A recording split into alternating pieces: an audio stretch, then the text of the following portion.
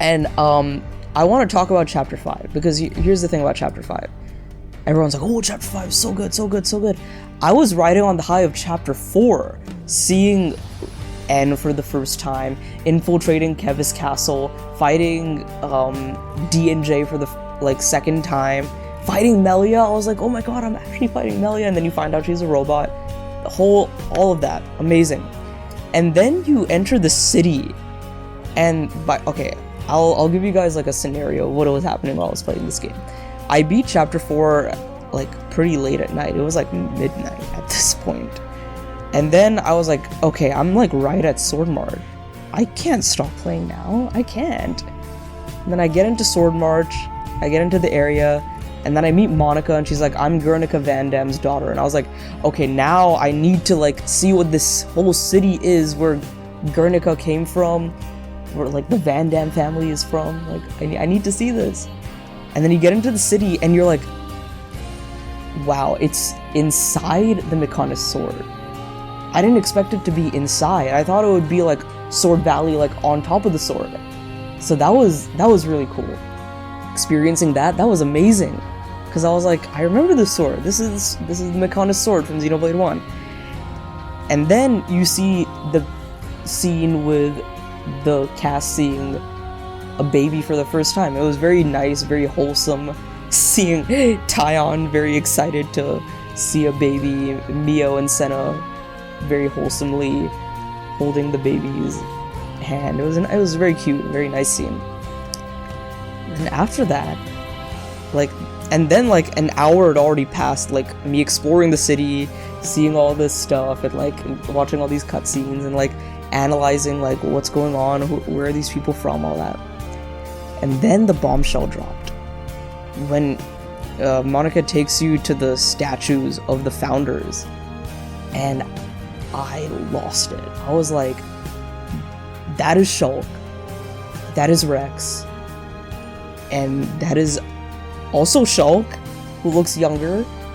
Yeah, seeing Shulk, Rex, older versions of them, and seeing a younger guy who sort of looks like Shulk, and then seeing a guy who looks like Noah, but he's doing this, or something like this, and you're like, that gives me Faye vibes from Xenogears. And then you see someone who looks like Mio, and then you see someone who looks kind of like Numa, she's got that hair of Numa. Yeah, that's basically all of them, but that got me theory crafting a lot. Basically, long story short, I want this to be the DLC. Founders, Ouroboros Founders as the DLC for Xenoblade 3. Please, please, please. Because I personally can't see a epilogue happening, because who would the villains of the epilogue be? I don't know, just personally to me, I don't see an epilogue happening, because I don't see proper use of villains in that kind of scenario. So you basically have an entire story carved out for the prequel, but just give us some fan service here and there. That would be nice. But I don't know, maybe it's neither of these. We'll see. Moving on with Chapter 5. Chapter 5 is the one I want to talk about, because the whole thing with Xenoblade is these stories are so emotionally charged and so impactful. These stories have made me tear up, and more than any other video game series has. Zelda has done it here and there, because Zelda's I love Zelda. It's a nostalgic thing, but Xenoblade has done it by being actually emotionally impactful and hitting you in the feels. And Xenoblade 1 did that here and there. Xenoblade 2 did that a little bit more because of just how emotional it was, and the music and all that. So yeah, and then Xenoblade 3 that whole ending of Chapter 5 leading into 6, it was exhausting. That was another thing, I played that, for a very long time at night. I just couldn't stop until I finally beat, the robot Queen Nia, and I put an end to, all the havoc happening at Agnes Castle. And it was, I was absolutely astonished to see them, like, I was like, before I played the game, I was like, I think Mio's gonna die. Unfortunately, I think Mio's gonna die, but I thought it would happen at the very end of the game. It happened, like, in the middle, and I was like, wow, they actually did that. They actually did it.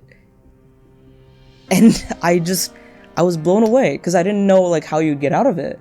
And the way you got out of it was, people can say, oh, Deus Ex Machina, whatever.